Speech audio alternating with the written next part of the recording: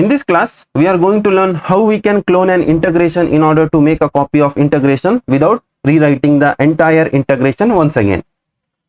In most of the times, you will get a requirement while working for any of the customers that you have to create a similar kind of integration wherein most of the steps in the integration will be same.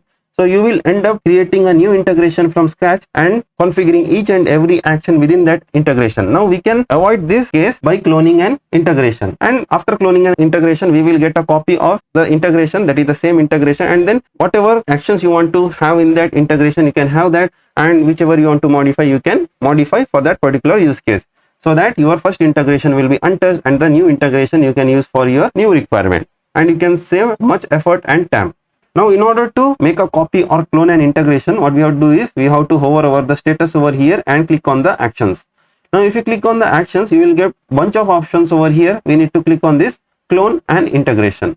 Click on this option clone. Here it will ask what will be your cloned integration name. Now we can remove the first underscore int and the by default name whatever Oracle provides, and we can give over here the first clone int like this.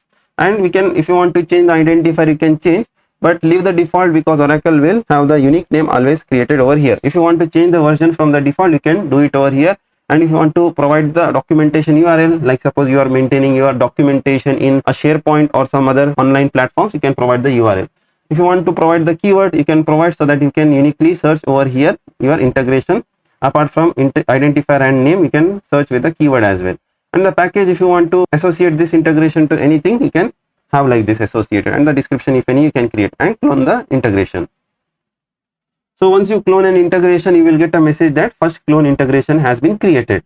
Now if you click on this expand, here if you see the details are specific to this first clone integration, the identifier and the name. Now if you expand the first integration with the help of which we have cloned, its identifier is different. Now whatever you modify within this integration, it won't be reflected over here. So these two integrations are completely different integrations. Now you can get into the clone integration and modify the actions whatever is needed for your case. So whatever is not needed, just go there to that particular action and click on delete. And if you want to edit any particular action, you can click on edit and you can edit the actions or the activities within that integration. By following these methods, you can clone an integration and create a new copy of any integration in couple of seconds.